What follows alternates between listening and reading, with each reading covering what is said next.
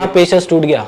मैं यही बात कहता हूँ कि एसएससी में या किसी भी सरकारी नौकरी में सबसे पहले और सबसे इम्पोर्टेंट एक ही चीज़ है पेशेंस। आपको लक सबसे बाद में आएगा, मेहनत आपकी सबसे बाद में काउंट होगी, आपका नसीब बाद में काउंट होगा, और आप कितनी पढ़ाई कर रहे हो सब बाद की चीज़ है। सबसे पहले आपको सरकारी नौकरी के लिए पेशेंस, धीरज बनाए रखना है, बौखलाहट में नहीं रहना है। ये बात इंपॉर्टेंट है ना? सर। हाँ, तो प्रिपरेशन हो गई, सब कुछ दे दिया, पूरी तरह से टूट गए कि क्योंकि वो थी कि 17 दोनों में नहीं हुआ। उसके बाद फिर प्रिपरेशन छोड़ दी, कुछ और मैं काम में लग गया। अच्छा, प्रिपरेशन छोड़ दी एक फ्रेंड के साथ मैं किसी और उसके बिजनेस में इन्वॉल्व हो गया, स्टार्टअप में। हाँ, स्टार्टअप में। तो हमने उसमें थोड़ा बहुत टाइम लगाया, 6-7 महीने वहाँ पे देने के बाद समझ में आया कुछ नहीं हो पाएगा। कर सकता हूँ, बस थोड़ा सा पेशेंस और मेहनत करनी पड़ेगी ज़्यादा। सीजीएल का एग्ज़ाम आना था प्री का, उससे 1.5 महीना पहले मैंने एक लाइब्रेरी ज्वाइन करी। तब मैं घर पे ही प्रिपरेशन करता था सर, मुझे लाइब्रेरी की इंपॉर्टेंस नहीं पता थी। एक बात मैं कहना चाहता हूँ, जो बच्चा आईआईटी जैम क्लियर किया हुआ है, जरूरी नहीं कि वो भी फर्स्ट टाइम में एसएससी सीजीएल निकाल ले और उसके लिए भी आसान रही चीज़ें।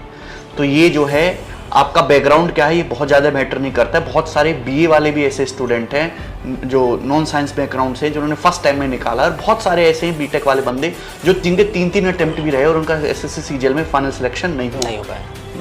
तो सर फिर मैंने प्रिपरेशन स्टार्ट करी लाइब्रेरी में जाके। तो थोड़ा समझ में आया कि लाइब्रेरी से प्रिपरेशन ज़्यादा बेटर वे में हो सकती है, एक फोकस आप रख सकते हो, क्योंकि जब आपके आसपास में सब लोग बैठे होते हैं ना, जो पढ़ रहे होते हैं, तो आपको समझ में आता है कि यार ये लोग तो पढ़ रहे हैं, मैं क्या कर रहा हूँ। लाइब्रेरी में भी लोग तैयारी करते थे सीजीएल की? सर, सीजीएल की, सीए की, अलग अलग टाइप के बंदे आते थे। मैंने वो लाइब्रेरी ज्वाइन करी, वहाँ पे बैठ के मैंने बढ़िया से प्रिपरेशन करी।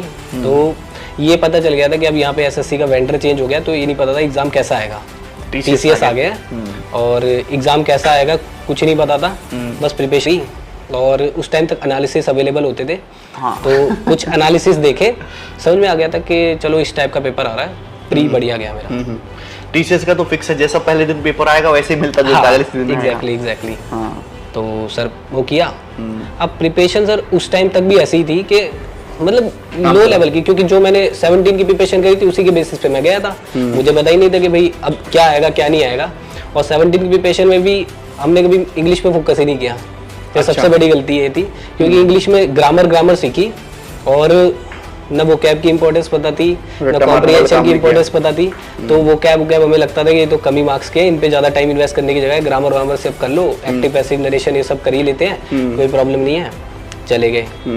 तो उस टाइम मेंस दिया, इंग्लिश का पेपर आया, मैथ्स का पेपर पहला, मैथ्स का पेपर दिया, तो देते देते क्वेश्चन तो आ रहे हैं, लेकिन टाइम कब खत्म हो गया ये पता ही नहीं चला। क्योंकि मैं मॉक नहीं लगाता था सर, तो सबसे बड़ी गलती मैं बताऊंगा कि मैंने एक भी मॉक नहीं लगाया था। और क्योंकि हमें सर लिटरली नहीं पता था, कोई गाइड करने वाला नहीं था कि क्या सही तरीके से क्या सही वे है।